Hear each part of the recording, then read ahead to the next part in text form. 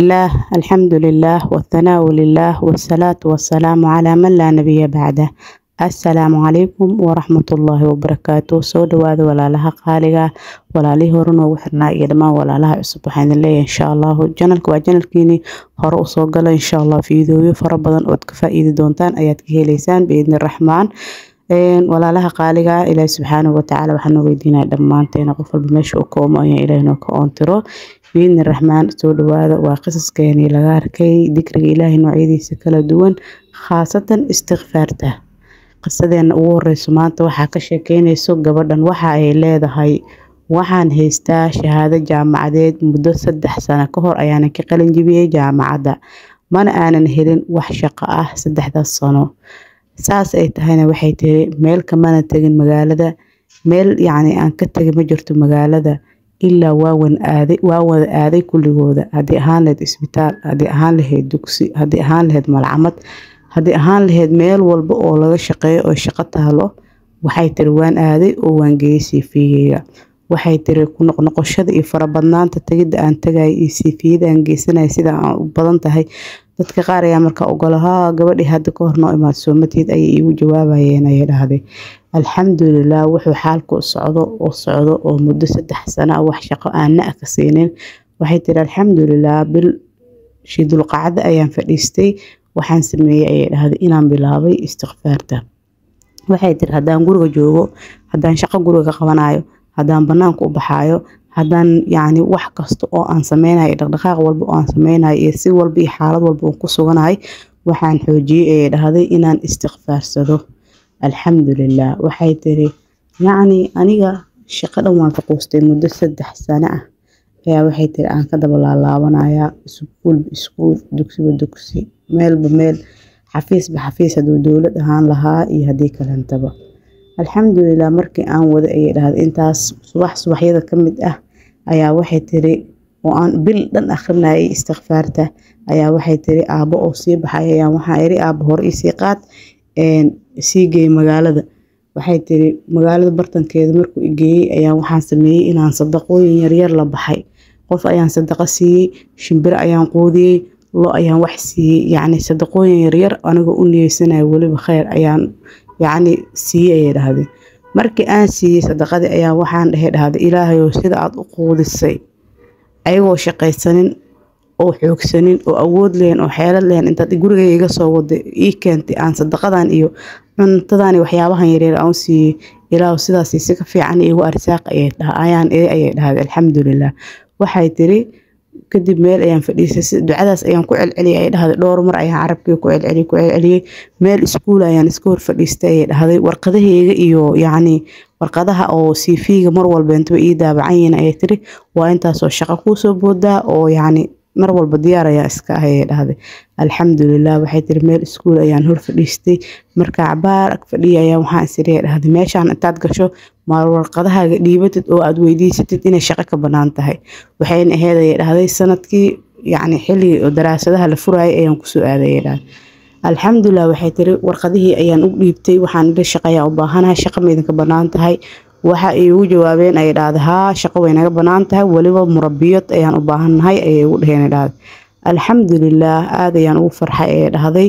oo aabahay ayaan wacay aniga u hambalyeynay dhahay aabo alxamdulillah shaqadaas ayaan helay ugu. waxay tiri guriga ayaan ku soo noqday muddo 3 sano ayaan raadinay shaqo alxamdulillah sidaas fudud ilaa igu soo guriga ayaan ku soo noqday dhahday. waxay tiri guriga markaan ku soo noqday waqti yar aan joogay walaashay ayaa soo wacday waxay ii tiri shaqo ayaan ku soo helay ugu isbitaal laga shaqeynaa isdiyaar warqadaha iyo waxaaga dhan bir ayaad howlgalaysay. waxay tiri aad iyo aad ayaan ugu maleysan waayay ay dhahday yani in aniga 3 sano aan shaqo raadinay balse marka aan bil akhriyay istighfaarta hal maalin gudaheedna aan shaqo ku helay oo 2 shaqo waliba shaqo murabbinimo ah oo iskuulka aan lugtay ku raadsaday iyo shaqo isbitaal laga shaqeynaayo oo walaashay ii soo heshay ay dhahday. alxamdulillah waxaan bagalay ay dhahday kala doorasho iyo tee ku fiican iyo tee aada qofkii ka fikirayay shaqo un ma heli kartaa maalin un shaqo un ilaahay ku sahla taagnay ayaa waxay tiri sidaas fudud ayaan shaqada ku helay. alxamdulillah waxay tiri muhiimadeedu waxay dhaanay mar un aan guriga ka baxo aan noqdo qof wax istare oo shaqaystay. الحمد لله فضلك صورا إلهي كسكو وحيتري اجتهاد كيجي يدلال كيجي وأنكو دلال استغفارته يصدق هذا يعني هلي الحمد لله إن حكتنا وحكى شيء كينيس جبدا وحا إلى هاي آمنة استغفارته وحان وذي مدشن بلوت وحان أخرين جري مالنتي لباتن كن أو استغفاره أول حاجة دي يربطان كي وحا هيد إنهم كهلو راحو دقنان waxay tiri alxamdulilah waan ku helay deganaantii waxay tiri waliba deganaan cajiib ah oo qalbigayga sida uu qanacsan yahay aad la yaabays ayaan ku helay dhahday sheyga labaad oo ku helay waxay dhahday yacni maal fara badan oo dhinac walba iga soo galay aniga u baahan iyo aniga u baahneen waxay tiri waa la yaabay dhahday sida uu yacni xasiloonida aan u helay oo deganaanta aan u helay oo qalbigayga iyo waxaasle dhib walba iyo culays walba oo jiro waxay tiri wax culays aniga ma dareemayo waxa kale oo dhahday yacni lacagta iyo xoolaha iyo waxa dakhliga soo galayo wax aqliga diidayo ay noqotay oo aniga aan la cajibi waxay tiri alxamdulilah ilaahay ama had iska leh tijaabiya oo ilaahay tala saarta tawfiiqdana ilaahaydan waafajiyo ayay leedahay xaqiiqo ah oo arin indhaha laga daboolan kara aanan ahayn inay istighfaarta tahay cajiib lagu helayo ubadka guurka shaqada hantida wax walbeento oo yacni bini aadanka u tamanin lahay haduu la imaado istighfaarta xaqiiqatan wuu helaya haduu ilaahay yiraahdo oo la imaado yaqiin dhab ah tala saarasho ilaahay iyo aaminaad ilaahay uu ku qabo إيمان بوحو الله سبحانه وتعالى أنا وحا ولي قرآن كيسا فقلت استغفروا ربكم إنه كان غفارا يرسل السماء عليكم مدرارا ويمددكم بأموال وبنين ويجعل لكم جنات ويجعل لكم أنهارا مرك إلهي واستغفارسن إله وحون وحوجنا أولادا مالكا عكستو أو باهنا أي الله سبحانه وتعالى نسينايا قصدينا ku xigta aan u gudubno gabadhan waxa ay leedahay waxaan jeclaystay inaan idin kaga sheekeeyo qisadeyda waxaan laazimay muddo 3 bilood ah istighfaar qiyaamul layl suuratul baqara iyo sadaqo iimaanka aan ku qabayna wuxuu ahaa ee tire mid cajiib ah waxaan ogaa inaan helayo wax kastanto Allah subhanahu wa ta'ala aan uga baahdo ay tiri waxa yaani 3 culays ayaan Allah subhanahu wa ta'ala sheegan jiro oo niyadu ku qabsanay mid koowaad waxay ahayd sixir kaasoo igu riday asmooyin iyo musiibooyin fara badan mar walbeento oo nolosheeda dhaqaaq maagana dhaqaaq ii diidayo alxamdulillah waana uga caafimaado waxa kale oo haystay ilaahina way iga caafiyay midka saddexaad waxay ahayd ay dhahday in ilaahay subhanahu wa ta'ala aan ugu niyeysanayo inuu igu siiyo guur waliba nin yacni sifooyinkiisa يعني أنا أنت المامنة كذا وكذا إله ونساسي ساسي وحان دهي إله وننقنئة ورير هانتلك سوجيدو أو دورسن أو قرحن أو أخلاق أو ضبيعة وناكسن يعني سيدا أن ربا يعني إله سبحانه وتعالى أو شيغنا هذا الحمد لله وحيتي wax mustaxiil ilaahay agtiisa ka imijirto sidii aan rabay iyo si ka fiican nin ah ayaan ku helay ay dhahday waxay tiri yaani ninkaas waxa uu ka dhinka guursaday hadda waxa ka soo jeedaa reer taajir ah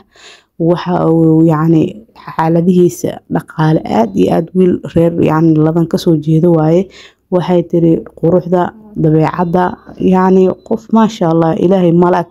aan ku tilmaami karo ilaahay ii soo diray waaye ay dhahday alxamdulilah waxay tiri gabadh walbana waxay tamanisaa inay degto guri ayada ay leedahay oo ay guursato nin hantale oo ay guursato yacni nin dhaqanayo wanaagsan diin la 100% dabeecadiisa alxamdulilah waanan helay ay dhahday wax mustaxiil ilaa agtiisa in ma jirto waxaan ku arkay dhahday marka aan joogtay dikriga ilaahay ugu horeyso istighfaarta yacni cajab alcujaayib ayaan arkay waxyaabo lala yaabo midka ugu yaabka badan ayaan arkay dhahday mar walba intana malahayga ilaahay waan xoojin jiray dhahday oo khayr un ilaahay ka mareyn jiray dhahday nolosheeda dhan waa isbedeshay 180 digrii ay hal mar wareegtay hadaan idin soo koobo ay dhahday oo warka idin soo koobo oo meesha ujeedkeega uu yahay idin soo koobo adduunyada ayaa waxay imaatay ayadoo iraadinayso meesha aniga raadin lahaa ay dhahday waxay tiri wax walba inta oo sameynayna aniga waxaan u sameyn jiray ridada ilaahay iyo si aan fawzul janna aan ku gaaro wal fawz bil janna inaan gaaro on ayaa riyadeedii iyo niyadeedii ahayd ay dhahday waxay tiri qof walba inta oo akhriyo jumladeydan ama hadalkeygan waxaan rajeynaa inuu dhiirigelin ka helo kadib markuu natiijada uu helay uu rabay uu gaaro oo khayrka iyo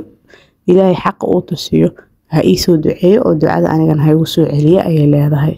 الله خالقا جزاكم الله خير قصص كيني مانت انت سيان كسو قبقوينينا لغا أركي استغفارتا سورة البقرة قيام الليل